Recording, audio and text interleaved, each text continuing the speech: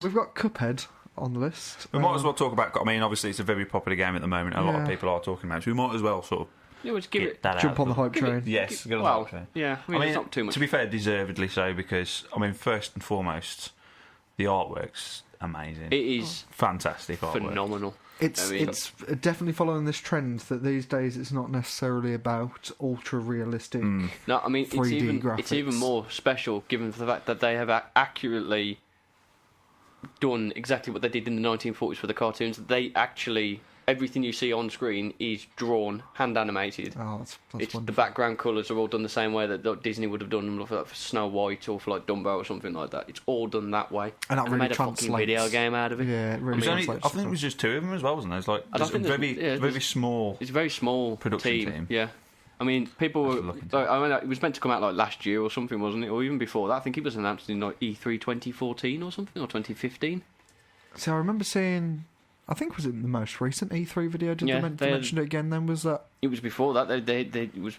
I saw it again on before that, but and it got delayed a few times, and people were like, "Oh man, it's never going to come out." Typical, I think it was part of the. I think it was part of the Xbox One sort of E3 coverage that I think I remember seeing. A trailer for it. Yeah, this year, and it's beautiful because it's come out, and guess what? It's on Steam.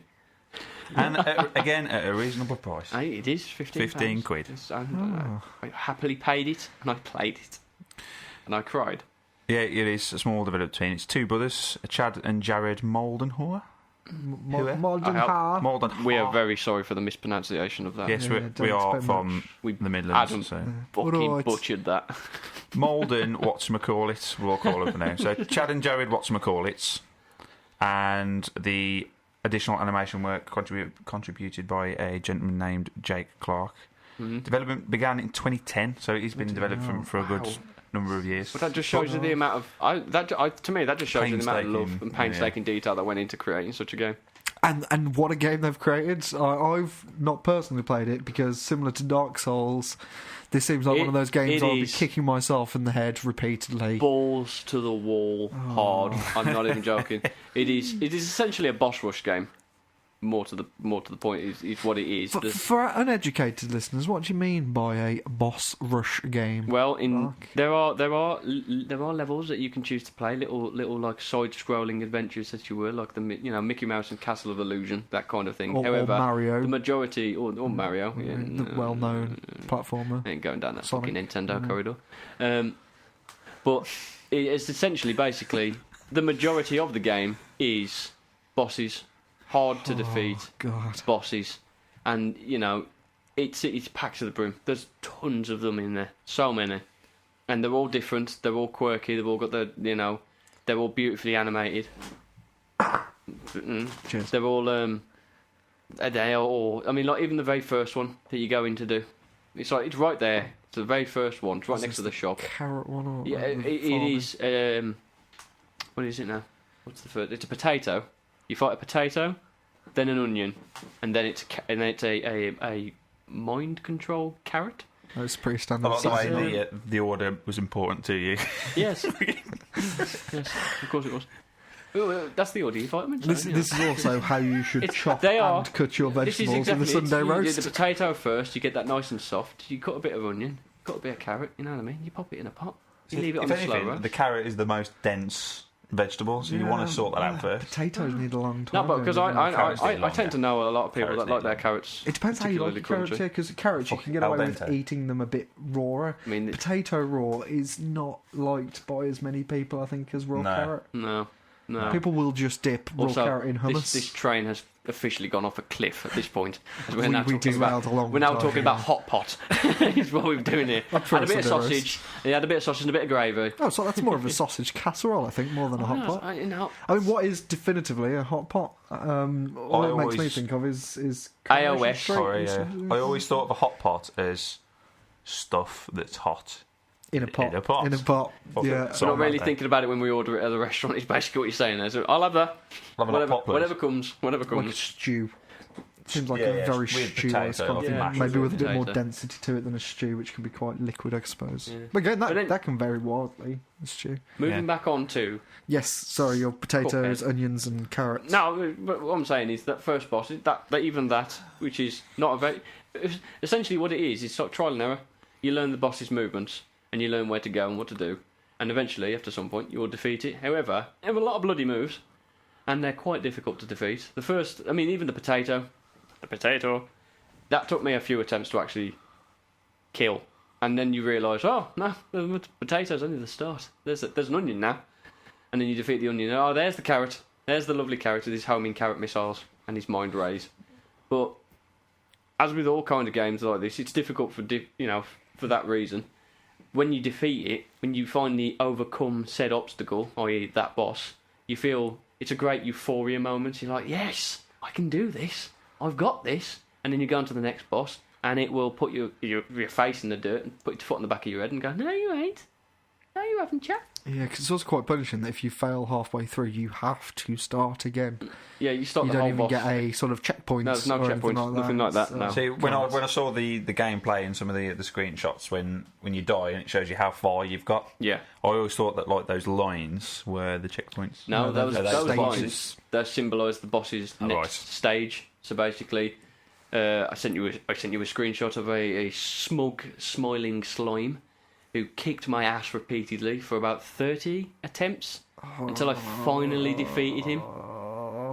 And when I beat him, like when I was doing it, I was ready to Alt F4 the fuck out of that game, but I kept with it, and I learnt all of his first stage moves and then all his second stage moves and his third stage move, which takes up the entire cocking screen, so it's very difficult to avoid. But I defeated him and I beat him, and I was like, yes, done.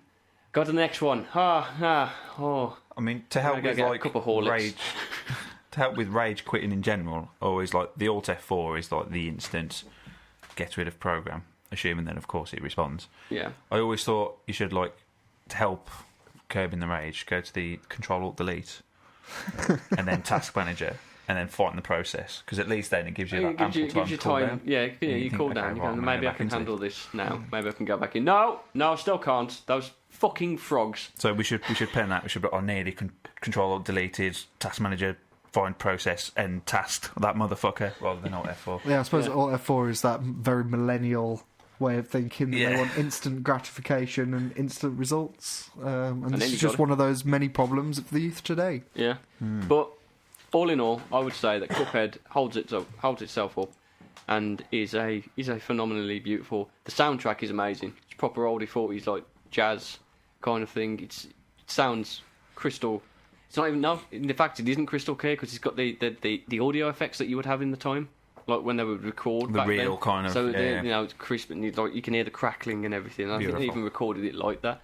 And the music itself, it really gets you into this kind of like 1940s vibe. It's like this is bring back prohibition. I mean, I was just reading up here about the brothers that tried to get it sorted in around the year 2000, but they lacked the tools to continue, or like, the money, or maybe the technology wasn't there to get it sorted. But they were inspired by, remember Super Meat Boy? Oh, yes. And the success of that, and I think it's better that Cuphead came out now rather than around that era, because it's the perfect time for it, with how Steam and computer gaming is becoming more increasingly popular. Yeah, and how games like it, like indie games that are... And the whole retro sort of the scene whole is retro coming, kind of thing is coming back through. Yeah, you're getting games now that are like pixel art style that are really popular. Even now, low polygon art styles, i.e. the PS1 era, those kind of graphics are coming back into the fold as well. Oh, God. Yep, so get ready for all those beautiful triangular-faced people. Yeah. Or across triangular titties. Well, I suppose it's just more accessible for many people to these days create games a lot easier, whereas that move towards that ultra-realistic sort of graphics effect you need extensive sort of training or whatever. You know, it's not, you can't just pick up a 3D modelling program and start whacking out things that look the quality of Skyrim. Yeah, exactly. That's a great example for super amazing graphics. Terrible example for super. You look at Battlefront 2. You're not going to be creating Battlefront 2 in your living room. Well, you're not doing it in Unity. I know that much. I mean, Unity is a very good engine, but that kind of thing takes years of development to even come close to doing. And millions, I'd imagine. I mean, granted, Cuphead wasn't exactly created overnight, but you know, you look at some of these, these sort of 24-hour game jams and things like that. Surgeon Simulator being a bit of an older one, but a perfect example of the kind of thing that people now can produce because it's a bit more accessible to do games of a mid-tier standard, I suppose. Me personally, as a games consumer, there's two sort of avenues that I like to go down. A would be to be immersed to the point where I want it to be so realistic that it's like real life. Yeah, that's my ultimate goal. Yeah, which I suppose goes quite nicely into talking about VR. And then the other avenue is to regress and to be overwhelmed with nostalgia and to play simple games like this that don't need that. You know? Yeah. So. Yeah, I mean, best of both. At this point in time, I think games have reached a pinnacle in terms of graphical fidelity. It's getting, the next step is literally Silicon Valley. You know what I mean?